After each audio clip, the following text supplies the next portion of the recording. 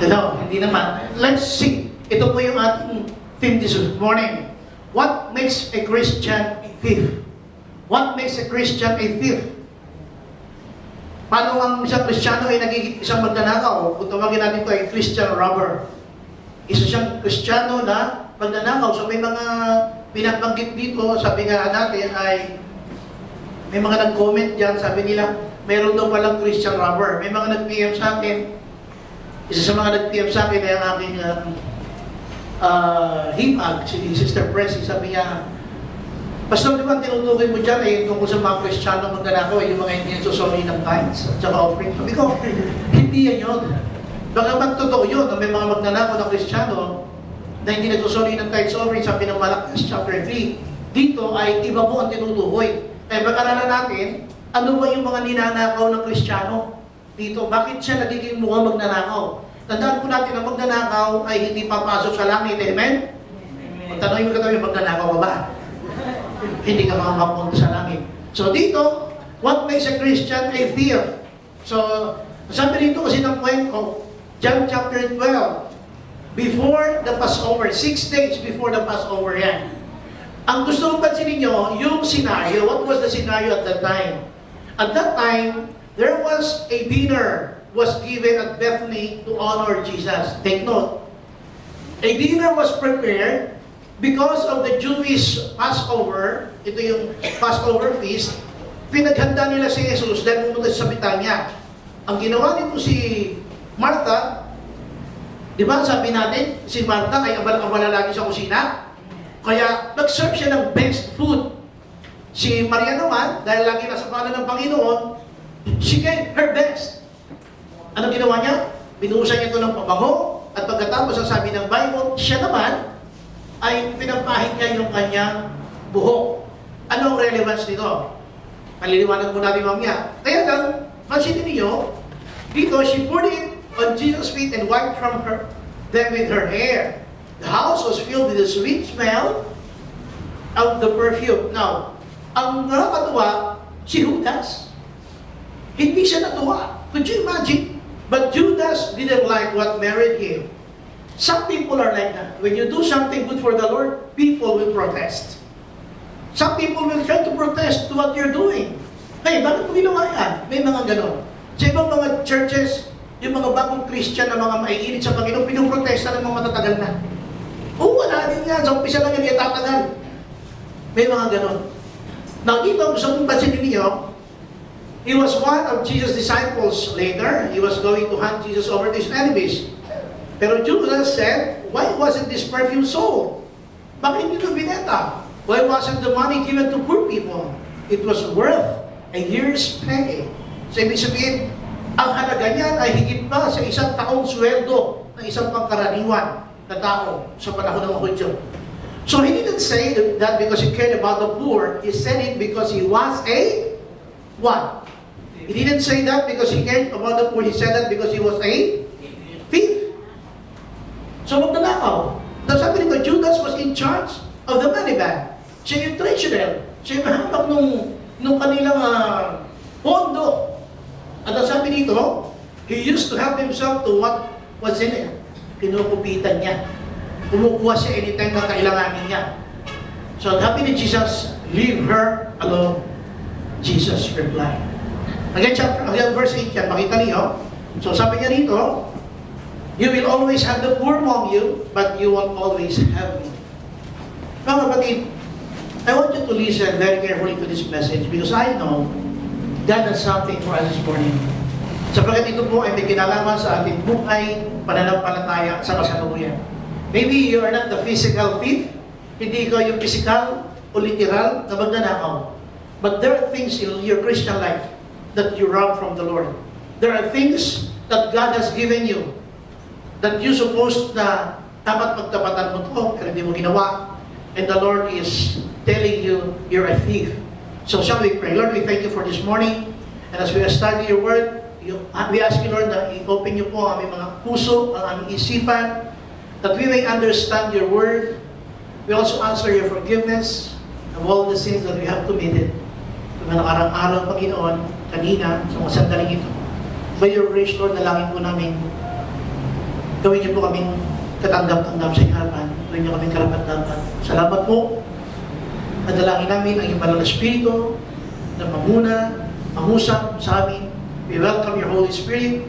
Speak to our hearts and our minds. Salamat po, Panginoon. Ito po aming dalangin sa pangalan ni Jesus. Amen. Amen. So, welcome po. Doon ba sa barrio nyo o sa lugar ninyo, may kilala kayo magnanakaw?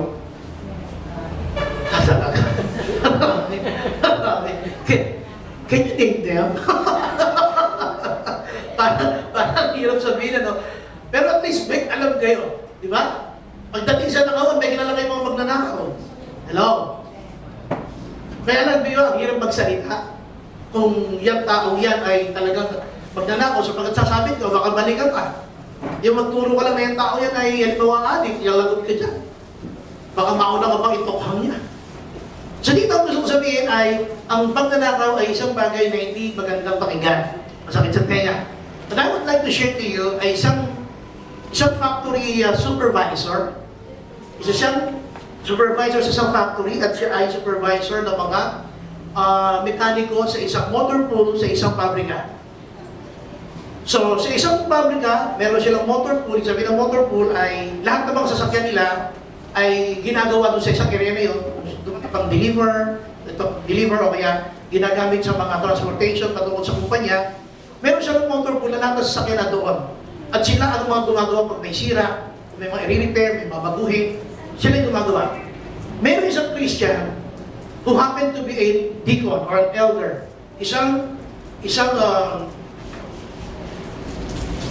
leader ng church na nagtatrabaho doon. Siya ay supervisor ng mga technician, ng mga mekaniko. So, ano nangyari ay, alam ng lahat na siya yung Kristiyano, alam ng lahat na siya ay born again. So, sa sobrang tiwala sa kanya, dumating yung time na dati magpapasok siya doon sa pintuan ng gate ng kumpanya, ay chinecheck sila. Paglalabas, chinecheck kung ano yung mga may dala silang gamit. Nakipigyan sa mga kumpanya, di ba? Maglalabas kayo ba, chinecheck yung bag mo, lahat. Dahil siya ay born again, he always shared the Word of God. Dumating yung time na hindi na siya chinecheck yung kanyang bag. But that became a license. Yun ay naging lisensya niya para gumawa ng mali. Why? Because the rules ay, sabihin natin, were taken for granted, binaliwala. Nagkaroon siya ng lisensya ngayon, gumawa ng mali. Natukso siya. So, pagka siya ilalabas, kahit na ano na ilalabas na niya, dahil hindi na nga siya kinakapkaman, sa sobrang tiwala, dahil alam nilang lahat na siya ay born again. So, maraming mga bagay na napansin nung nasa admin na may mga gamit nawawala doon. Kaya ginawa po niya, one time, sabi nung nasa admin, lahat ngayon ay kakapkapan na. Alam po niyo, nabigla siya. Nung kinapkapan siya, may nakuha sa kanyang screwdriver. Lagi naman yung talagang dala. Ando sa kanyang bulsa, araw-araw naman dala niya yun.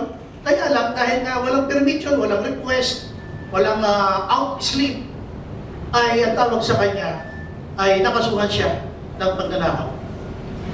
What I'm saying is this, mula noon, nawala yung effectivity ng kanyang pag-share ng Word of God. We as Christians, gusto ko ba sinin niyo rito na ang pagiging isang Kristiyano ay napakababagsakin. We can always commit mistakes. Lagi tayo pwede magkamali, lagi tayo pwede makagawa ng mali, pero gusto ko ba sinin niyo rito, iba itong si Judas. Si Judas, mapapansin niyo ay intentional ang kanyang ginawa. So ito yung ating tanong, kailan nangyayari yung tinatawag na pagiging thief ng isang Christian? Number one, because of the wrong values. Mga maling prinsipyo sa buhay. Could you imagine, ang sabi rito ng Bible, then Mary took about a pint of pure nard. It was an expensive perfume. She put it on Jesus' feet and wiped them with her hair. Then, the house was filled with the sweet smell of the perfume. Ano yung sabihin nito? So, huli-huli, ang kaninang baliwanag ng Biblia, it was a dinner to honor Jesus. Yung 6 days before the Passover. So, Ang sabi nito ng Bible, lahat sila ay nag-prepare. It was a Jewish tradition, ang Passover. Ito ay matitrace back mo sa Old Testament, na kung saan, kung natatandaan ninyo, ito yung panahon ng Exodus. Ibig sabihin, ang mga Israelita noong panahon nasa Ehipto sila, bago sila pinayagan ng Faraon, makalis sa pang-alipin ng Faraon, ay 10 salot ang pinayagan ng Diyos na makarating sa Ehipto. At kahit 9 na salot na ang pinararating doon ng Panginoon sa magitan ni Moses, ay hindi pa rin niya pinalalabas ang mga Israelita. Kaya yung pang-10, ito yung pang-10. Ano yung 10? Ang sabi ng Panginoon, let my people go.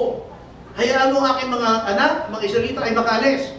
Dahil nga ayaw mong maniwala nitong Faraon, ang ginawa niya, sabi niya, lahat ng firstborn ay mamamatay. Lahat ng panganay na lalaki ay mamamatay. Kaya nung midnight na yun, buong Ehipto ay nagkaroon ng pagluluksa sapagkat lahat ng kanilang mga panganay ay nangamatay.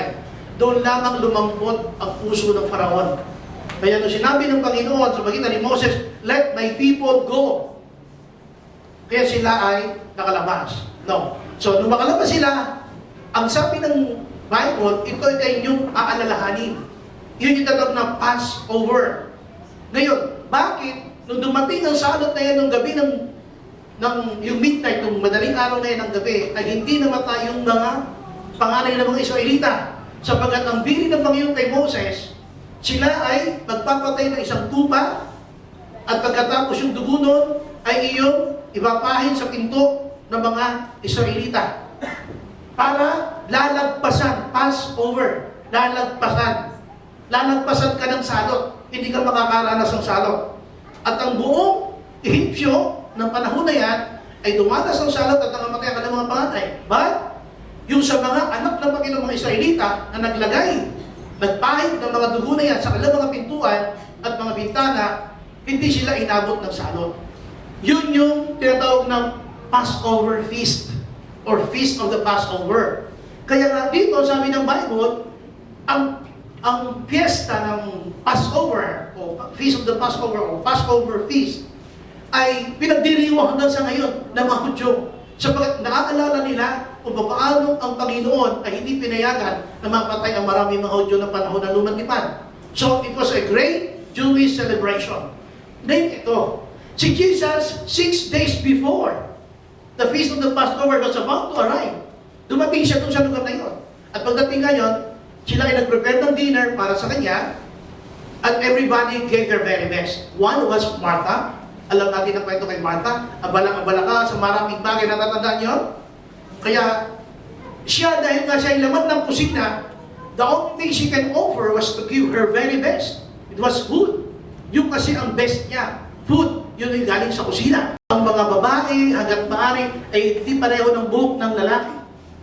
Maging ang pananamit ng babae, hindi pwedeng kamukha ng sa lalaki o sa lalaki o sa babae. So, ang kanyang buhok kasi ay napakadangan. Napakarangal nito sa harapan ng Panginoon. Kaya, yung kanyang best, yung glory niya, ay siyang niyang ipinampahi sa paanan ng ating Panginoon. She gave her very best. Ito yung kanyang hair. So, question. Sa panahon ng Bagkutipan, bago natin pag-usapan ito, there are people who tried to do their best for the Lord. But there are some who would protest against it. Bakit nagalit si Judas? Anong kinagagalit niya rito? Look, ang sabi rito ng Bible, she poured it on Jesus' feet and wiped them with her hair. Pwede naman kasi niya ibang muna sa basahan. Bakit ang kanyang buhok? Sapagkat yun ay nagsisilbing kanyang dangal. Napakahalaga, mas mahalaga yun sa napakagandang basahan. Sapagkat yun ang kanyang buhay. Ibinigay niya ang lahat-lahat para sa ating Panginoon. Now, paano pumasok ang wrong values nung magprotesta na si Judas? Puntahan niyo, sabi ng verse 4, but Judas Iscariot didn't like what Mary did. Yes, some people will not like what you do for the Lord.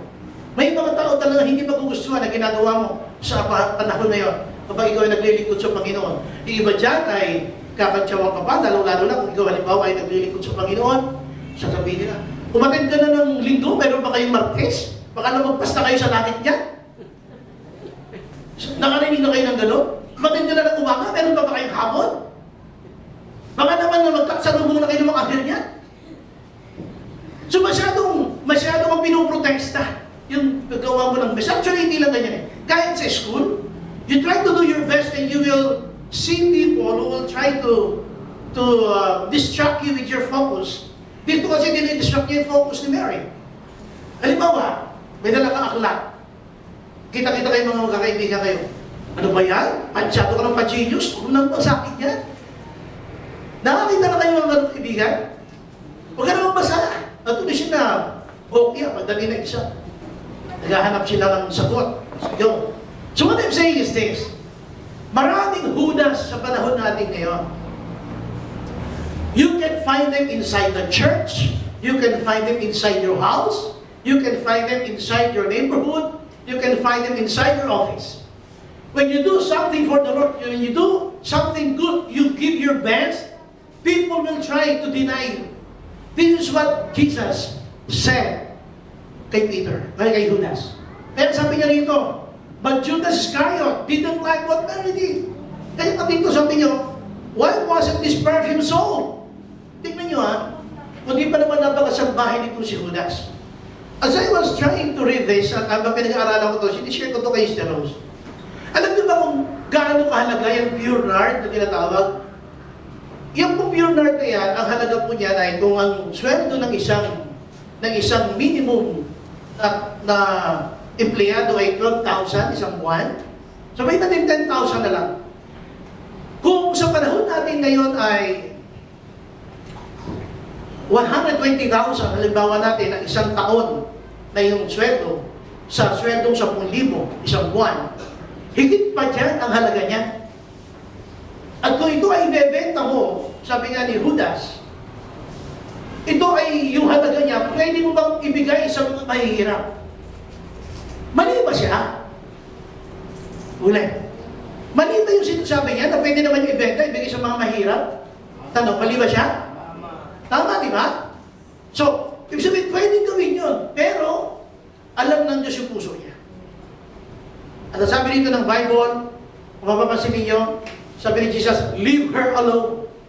Huwag niyo siyang guluhin. Huwag niyo siyang guluhin. Ang sabi ng Bible. Why? Bakit niyo sinasabi na huwag niyo siyang guluhin? Sabi ginugulo siya ni Judas. People are like that. Habang ikaw ay nagko-concentrate, nagpag-focus sa iyong paglilingkod sa Panginoon, may mga tao talaga maggugulo. Do you have names in your mind? Mayroon ba kayong kilala sa isip nyo na parang ginugulo ang paglilingkod nyo sa Panginoon? Na ginagawa mo yung best mo, dinidistract ka? Pwedeng kaibigan? Pwedeng kasama sa bahay? Could you imagine na sabi rito, ang masakit, tingnan niyo po ha, ang masakit ito. Why wasn't this perfume sold? Why wasn't the money given to poor people? It was worth a year's pay. Ano yung sinasabi niya dyan? Wala siyang respeto sa Panginoon. Listen. Ito'y malinaw na pang-insulto sa Diyos. Halimbawa, pupunta ako kay Ate Aida. Halimbawa lang, araw ng oras ng tanghalian, nakikain ako dun.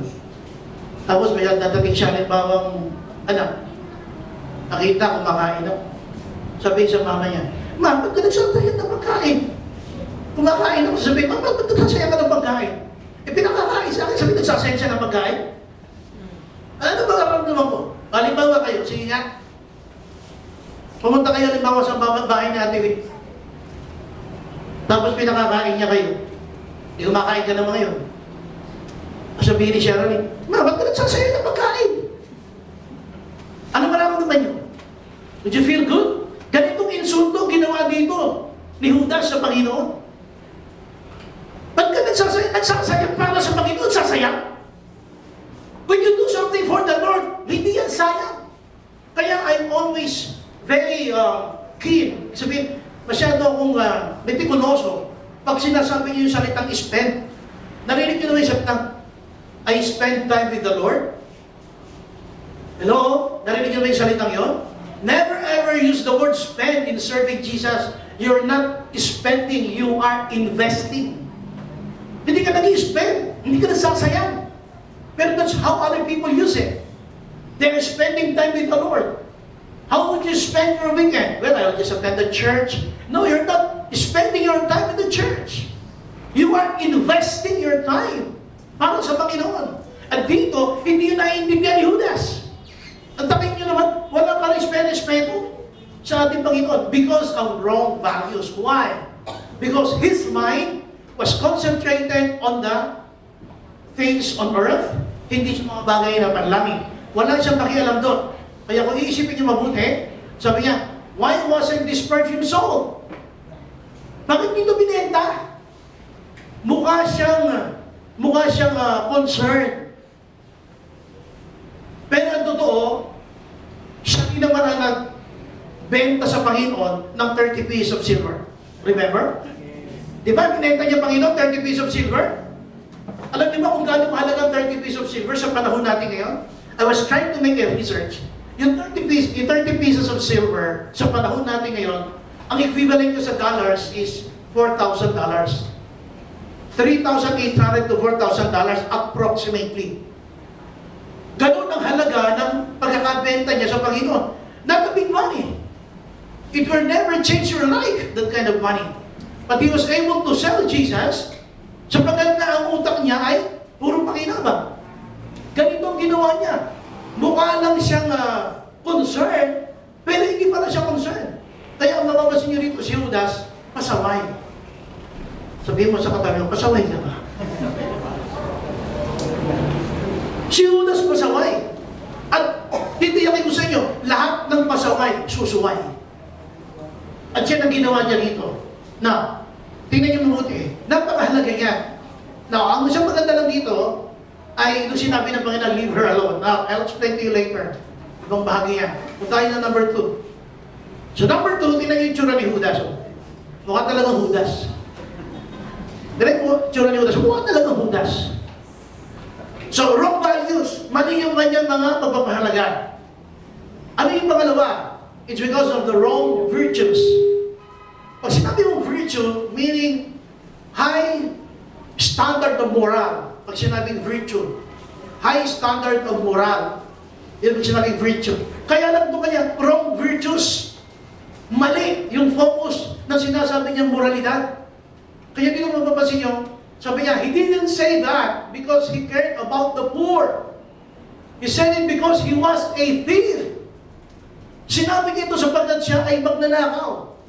Judas was in charge of the money bag. He used to help himself to what was in it. Meaning, kinukupit niya, kinukuha niya ang mga bagay na hindi kanya. Kaya, pumukha lang siya dito na concerned, pero hindi. So ano ang relevance ito sa buhay Kristiyano? Paano natin ito titingnan? Isipin niyo mabuti ha. Dito, sa bahagi ito, ay tapos na yung mga panahon na si Pedro at ang maraming mga alagad ay nakasaksi ng mga himala ng Panginoon. Naalala ninyo, dito po ay John chapter 12. Pag umatras kayo at sa bahagi ng Biblia, makikita ninyo na yung iba dyan ay dinaanan na nila yung magbabakaya ng 4,000 katao. Nakita na niya yung pagbabaan ng Panginoon, kaya mag-provide, kaya gumawa ng himala. Kasi John chapter 12 na yan. Marami ng himala ginawa ang ating Panginoon dyan. Pero kasi ninyo, ang kanyang concern ay ito. Ang kanyang concern ay ito. Ang concern niya, bakit? Sabi niya, hindi na lang niya binenta at pagkatapos, yung pinagbentahan, ibinigay sa mga mahihirap. Hindi yung mali, mukhang tama. At ang sabi pa rito ng Bible, sabi ng Panginoon, huwag niyo siyang guluhin. Ano ibig sabihin ito? Sa buhay po ni Judas, hindi ito naintindihan ng marami. Nang isang pinakadahilan bakit siya ganyan. Kung tingnan niyo sunod-sunod na mangyayari sa kanyang buhay, siya talaga siyang magnanakaw. Alam niyo ba kung paano kanilang paghaharap ng ating Panginoon? Di ba binenta niya ng 30 pieces of silver?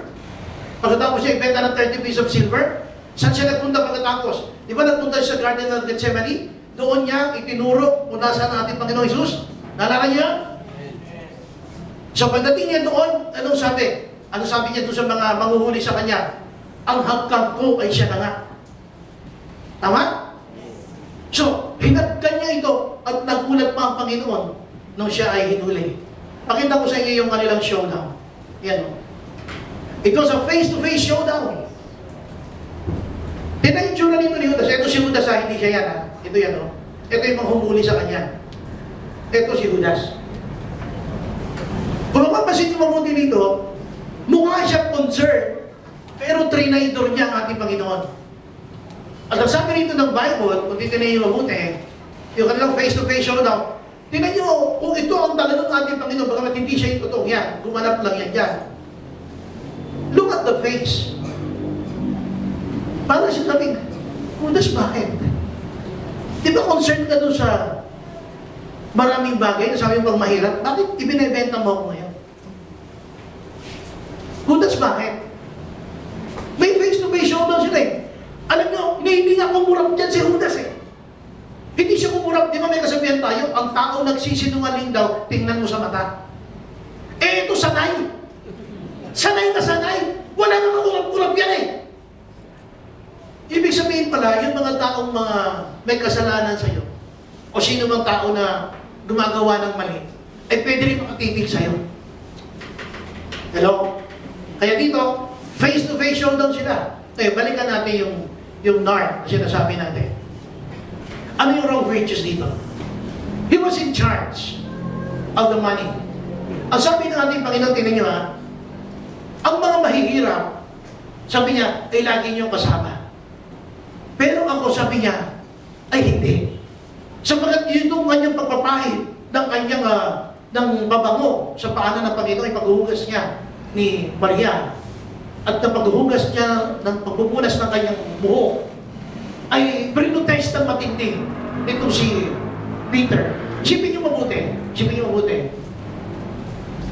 Nag-aalala si Peter doon sa halaga ng pure nard. Alalang-alala siya. Pero kung babalikan ninyo, bago dumating sa part na yan, marami na ginawa ng himala ang Panginoon. Takot na takot, listen ha, takot na takot si Judas na maubos yung pure nard, yung pabango. Pero hindi siya natatakot sa magiging reaksyon ng Panginoon. Parang ganito yan. Saan kayo takot? Yung tubig, yung gripo na walang tubig, o sa Maynila? Saan kayo takot? Sa Maynila o sa gripo? Alam mo, kahit nag-gripo ka, pagka pinutulong ka ng Maynila, wala mo magagawa. Saan ka takot? Sa switch o sa Meralco? Iyon ang sinasabi ko rito eh. Papangulang yan ang source of the blessing ay si Lord eh. Nakikita niya mo? Takot na takot ka maubos na ako nga ang source ng lahat ng bagay. Wrong virtues. Sometimes we are like that. Takot kang mawalan ng... Takot ka sa ATM, baka makapture. Pero hindi ka takot sa bangko. Maraming bagay sa buhay na ito na mali ang ating magpapahalaga. Ang tinitingnan dito ni Judas ay yung babango. Hindi niya napansin, hindi niya naisip na ang lahat ng bagay ay kaya ibuhay ng ating Panginoon. Amen? Natapakan natin ang ating Panginoon. So, wrong virtues that will make you a thief. Pagbali, pagpapahalaga natin. Mali yung ating mga priorities. Ang priority kasi niya rito ay yung mga poor, hindi yung Panginoon. Sipin mo, ang kanyang iniintindi, hindi yung hinugasan ng Panginoon, kundi yung ibinaghugas. At maraming ganito. Nalalagay tayo sa ganitong pagkakataon. Now, punta natin yung pangatlo. Medyo tayo. Pero tandaan yun, siya ay nagbigti pagkatapos. Gusto ko pakita sa inyo para maintindihan nyo lang. Jesus said, Judas said, I handed over a man who is not guilty. What do we care? Why do we care? What do we care? They replied, that's your problem. Sabi ng mga chief priests. So Judas threw the money into the temple and left. Tinapon niya, yung pinagbilan niya kay Jesus, yung bribe sa kanya, yung soul sa kanya. Then he went away and hanged himself. Nasa book of Matthew yan. Kinuha ko lang yan para ipakita sa inyo, nasa Matthew chapter, I guess 27. Bakit ko pinakita ito? Then he went away and hanged himself. Tingnan nyo ha. Ang priority niya ay yung poor. hindi ang Panginoon. Yung sinasabi niya na, yan ay pwedeng ibenta, at ang pinagbenta ay pwedeng ibenta sa mahirap. So yun ang kanyang concern. Pero ang concern niya kasi, pagka may kinita na yun, mapupunta yun sa kanya, kasi nga siya yung treasurer, at meron siyang nakukupit. Yun ang kanyang concern. Pero, hindi niya iniisip na nalulugod ang Panginoon sa ginagawa ni Maria. Hindi niya naisip. So, makita mo ito, wrong priorities. That wrong priority led him to a miserable life. Tandaan po natin, if you have wrong priorities, just like Judas, it will lead you to a miserable life.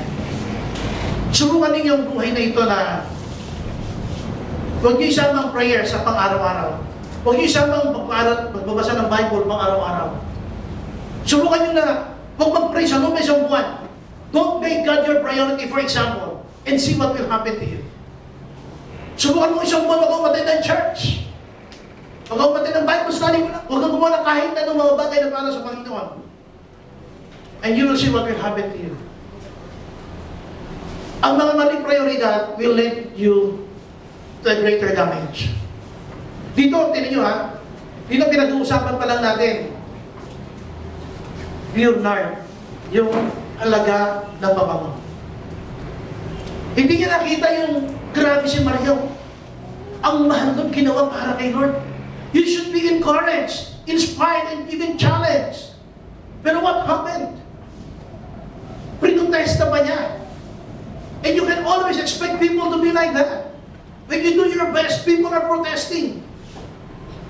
At dito nga kung mapapansin nyo, yung kanyang virtue was really, really wrong. Mali-mali talaga. At ang sabi nga dito ng Bible, una-muna nag-umpisa niya yan sa mahirap pa, halaga ng alabaster, ng pure nard. So, nang binasag na yan, dalagdagan pa kanyang problema. Dahil na sa paghanga niya magkaroon ng pera, pagkakakitaan, anong ginawa niya? Ibinenta niya na si Jesus. Darating yung time, ibebenta mo si Jesus. Pag mali ang iyong priority.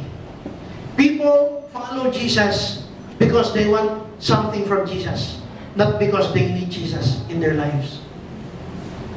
Kung minsan, sumusunod tayo sa Panginoon dahil may inaasahan ka ng pakinabang sa Kanya, hindi dahil mahal mo ang ating Panginoon. At ito'y makikita ko ninyo sa Kanya. Could you imagine, nag-umpisa niya doon sa pabango na yan. At pagkatapos, dahil hindi nga nangyari gusto niya, nagawa pa niyang ibenta si Jesus. At darating ang panahon, you will feel guilty because of your wrong priorities. Hanggang sa darating ang panahon, you will have a miserable life. Wrong priorities will lead to a miserable life. Tandaan niyo po yan. Pag mali ang priority natin, yan po ay magpupunta sa miserable life. Ito, ibinenta niya ang Panginoon sa loob ng 30 pieces of silver. Na ang halaga nga, nung panahon na yun, natandaan niyo ha, sa kasalukuyang halaga niya sa dollar is $3,800 to $4,000. Ipinagpalit yun ni Judas sa ganung halaga. Tayo, hindi nga mga doon eh. Kung minsan daig pa natin si Judas. Bakit? Magkano isang araw natin, pag-araw ng linggo? Plus 30%? Uy, magtatrabaho! Malagay natin 2,000 pesos o 5,000 pesos a day mo. Per Sunday. Ay, isang day pa natin. Sa 5,000, pinagpapalit nyo si Lord. Pinagpapalit natin si Lord. Hindi ako naiintindihan. Ang dami ng galit. Hindi ako naiintindihan. What I'm saying is this. Mas malaki ang halaga nito. Hindi nga natin napangalahati. Ito taklang to eh. Sa peso eh. Hindi nga napangalahati eh. Tayo siya yung araw natin. Hindi natin na ito yung para kay Lord. Sige. Pagbilang na yung mga galit sa akin. Baka niyo ako sa baba mamaya. Lagot kayo kay Lord. Subo kayo kay Judas. Okay. Let's go to the third one. So pinag-uusapan natin, what makes a Christian a thief? Number one, wrong values. Number two, wrong virtues. Mali yung sinasabi niya, high moral standard. Mali.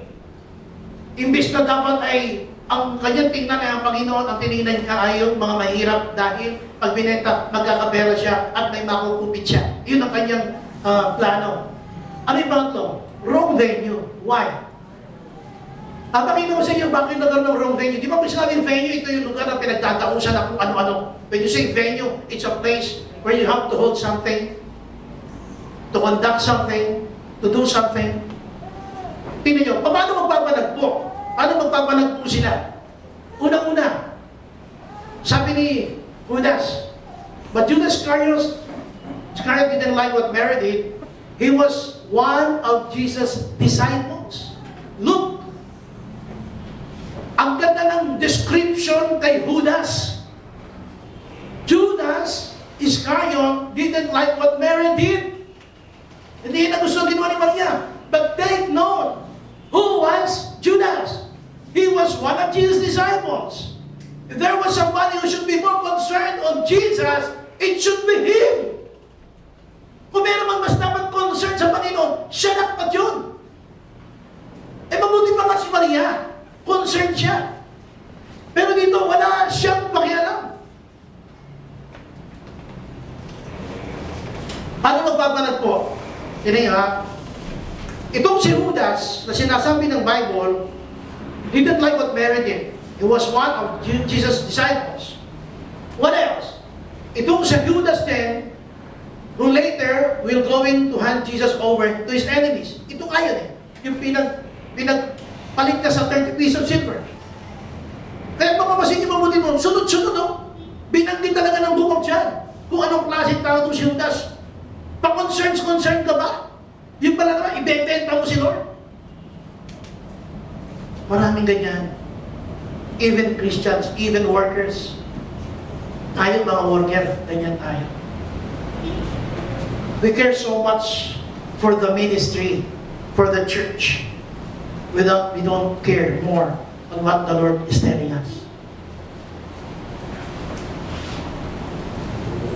Ito po ay sinasabi lang natin ay, if there should be a disciplined person, it should be Judas. Take note, si Judas ay disciple. Judas should be thinking heavenward. He should be thinking, he should have the mindset of the heavens. Dapat ang thinking niya, ang mindset niya, utak panlangit. Pero hindi niya naiintindihan. Kaya tuloy, anong sabi sa kanya ng Panginoon? Leave her alone. Si Maria naiintindihan to, na itong ibig sabihin ito paghahanda sa aking kamatayan. Alam ni Judas, paano magpapanago? Magkaiba yung venue nila. Ang venue ng Panginoon at ni Maria, panlangit. Sa kanya, panlupa, wrong venue. Kaya hindi sila magkasundo. Ang gusto niya, maibenta. Umuwi pakinabang siya. Doon siya magbebenta habang siya'y nasa lupa. Pero dito, kung mapapansin nyo, iba ang takbo ng isip ni Maria na sinusundan ng Panginoon. At sabi niya, ang ibig sabihin niya ay paghanda sa aking kamatayan. So, he is thinking about his possible death. Ito na yung malapit na siyang mamatay, inihula niya na dito. Pero ano nangyari kay Judas? Si Judas, he was thinking of things on earth, mga bagay na paglupa. Kaya kanyang priority ay hindi magpapalagpo. Sipin mo, ang priorities ni Maria panlangit. Ang priority niya ito panlupa. Paano magtatagpo? Tingnan niyo mabuti. Hindi talaga magpapalagpo. Kaya wrong ang kanyang venue. Now, tuloy natin. Look at what Jesus said. Leave her alone. Sa Tagalog, huwag niyo siyang guluhin. Jesus replied, the perfume, yan o, binigyan niya ng meaning. The perfume was meant for the day I am buried. Ito ay, sabi niya, paghanda para sa araw ng aking pagkamatay, pagkalilibing. Sabi niya, you will always have the poor, but you will always have me. Ibig sabihin ng ating Panginoon dito, ito mahihirap, lagi na dyan lang yan. Yung sinasabi yung mga mahihirap na yan, lagi na dyan lang yan. Pero ako hindi, sapagkat ako'y mamamatay, ako'y tutubusin ko kayo. Tapos ako'y mamamatay, hindi niyo ako lagi kasama dito sa lupa. Kaya ang priority nila magkaiba, wrong set of value. Isang makalangit, si Maria at ang Panginoon, pero si Judas, ang mindset niya, panlupa. Hindi talaga magkakasundo. Kaya we have to think about this. What makes you a thief? Bakit tayo nagmumukhang magnanakaw sa harapan ng Panginoon? Because of wrong venue. Di ba, nandito ko sa church. You're here. Pero you're not expecting more from the Lord. You're not expecting from Jesus. Hindi ka umaasa ng mga bagay na mga gagawin sa inyo ng Panginoon. Parang ano lang yan eh, parang kasi niyo, pagka church anniversary, Christmas party, pag Christmas party, attend tayo ng church, napaka-critical nun. Kasi ang iniisip mo dalawa, yung party at saka yung Sunday service. Parang kung minsan, nakafocus tayo doon sa Christmas party, hindi na doon sa Sunday service. May mga Kristyano doon, nakakataw, nagro-wrong venue ang isip. Ganon din naman pagka mayroong mga anniversary. Pag nag-anniversary ka, ang isip ng tao, ano yung kakainin? Yung iba naman, niisip, ano kaya magiging resulta ng gawain? Magkaiba. Dito ganito rin yun eh. Just like today, at this moment. Marahil na dito kayo, nakaharap kayo, nakikinig kayo sa akin, pero iniisip niyo yung ulam yung aming tanghalian. So kaya ako dadaan, ano kaya kakainin ko? Hotdogs? Baliwag lechon? O nadadala ko sa contest? Dito sabi ng Bible, tiniyo ko leave her alone. Mga kapatid, kung meron may nakikita ng mga kapatid na ganyan na very eager to serve the Lord, don't distract them if they're doing their best. Just like what Jesus said, leave her alone. Amen? Una silang guluhin. May mga malakad siya nagsisipaglingkod sa Panginoon. Ayaw mo sila magsipaglingkod sa Panginoon. Pero kung dati silang guguluhin, the moment na ginulo mo yan, you are like a thief. Ninanakaw mo yung focus. Di ka na nahiya kay Maria, inunsunto mo si Maria. Disciple ko pa naman ni Jesus. Dapat ikaw gumagawa na itong ginagawa ko. Dapat ikaw naghuhugas ang paa ni Jesus at gumagamit ng kung anong klaseng pabango niya. Pero wala kang ginagawa. Samantalang dito si Maria, sabi nito ng Bible, walang tigil. At ang ginamit pa nga niya ito, may part pa nga sa ibang bahagi ng Biblia na luha ang kanyang ginamit upang hugas. Pero dito, sa part na ito ay yung pabango. So isipin niyo mabuti ito. Sabi nito ng Bible, you won't always help me. Ano sinasabi niya? Because I will be betrayed. Alam ko, Judas, na ikaw na nagsasabi na kunyari concern sa mga mahirap, ibebenta mo rin ako. At hindi niyo ako makakasama. You will always have me. Ako ay mamamatay. At ako ay pupunta sa langit. Pero ang mahirap, pag alis ko, nandiyan pa yan. Kung talaga concern ka. Kaya mapapasin ninyo, hindi magpanagpo. Ang venue ni Lord sa langit, ang venue ni Judas sa lupa. Kaya wrong venue yan. Ganon din po tayo. When you go to church, how's your mind? How's your thinking? What do you expect? Ikaw ba nag-iisip ka ba ng mga bagay na panlangit ngayon? O ang iniisip mo anong oras matatapos para makakain ka na? Ano ang iniisip mo ngayon? What's on your mind? Do you have the same venue? Pareho tayo ngayon nag-uusap na pareho makalangit ang pinag-uusapan natin? Dito kasi ang sabi ng Bible, Mary was trying to be distracted by Judas. Kung ako yun, hayaan mo lang yun. I should be inspired. I should be encouraged. I should be challenged. This is a good example. That should be the reaction. Pero ang ginawa niya, he even protested. Contested. At anong sabi niya rito? Nagpa-salita ba siya na akala mo siya concerned? Mukha lang siyang concerned, pero dito sabi ng Bible, siya pasaway. Kaya si Lord nagalit sa kanya, leave her alone. So how we conclude this message? Let's conclude this message. So bago natin conclude, ulitin natin ulit. What makes a Christian a thief? Ano number 1? Wrong values. Number 2? Wrong virtues. And number 3? Wrong venues. Hindi magpapalagpo, maniwala kayo. Ang magnanakaw ay patuloy na magnanakaw. Patuloy magwawasak, patuloy na sisira. Pero ang Panginoon, bibigyan ka ng buhay, naghanap ng kasiyasiya. Hindi talaga magpapanagpo.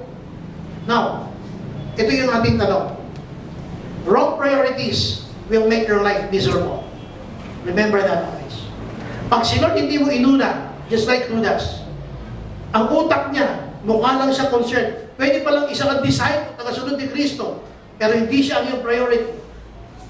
Dito, ang sabi niya, pwede sana magamit siya sa mahihirap. Could you imagine na sabi niya kay Lord? Samantalang si Lord ang ginagamitan? Hindi naman sa kanya hiningi ng Maria yun? Yun ay ginamit yun para sa Panginoon. That was a very wrong priority. Iniisip niya yung poor, hindi ang Panginoon. At it became his habit. Naging habit niya yun. Hanggang sa dulo, kasi niya yung sumunod na pangyayari. Nakipag-usap na yan sa mga Pariseo. Ibinenta niya na si Kristo. Bandang huli, nag-guilty siya. Ano sabi sa kanya ng mga chief priest? Problema mo na yan. Dahil hindi niya makayanan yung kanyang ginawa. He hugged himself. They will come. That wrong priority will be on your face. Harapan ngayon. At darating yung time, it will make your life miserable. Sana ito nangyari ito kay Judas na magsilbi sa ating aral. You can be a disciple without being a follower of Jesus. You can be a disciple, a faith disciple. Just like Judas. Siyempre ang tanong ko, are you a thief? Saan bang magnanakaw? Don't pray. Lord, we thank you for this morning. Salamat po, Panginoon, sa iyong mga salita. Namin pinag-aralan. It is my prayer, Lord. Nabuksan niyo, Panginoon, ang iyong mga puso. Tulungan mo kami na sa aming paglilingkod bilang iyong mga anak. Ay may tama namin, Panginoon, na yung mga priorities, just like Judas. Na hindi niya, Panginoon, prioritize, Panginoon, kayo. He was thinking on earthly things, not on the things above. He never understood why did you do that? Why Mary did that? Just like us, Panginoon. May mga bagay na hindi kami maintindihan sa mga bagay na spiritual, sapagkat nag-isip namin yung mga bagay na panlupa. We are more concerned on earthly things rather than things that is heavenward.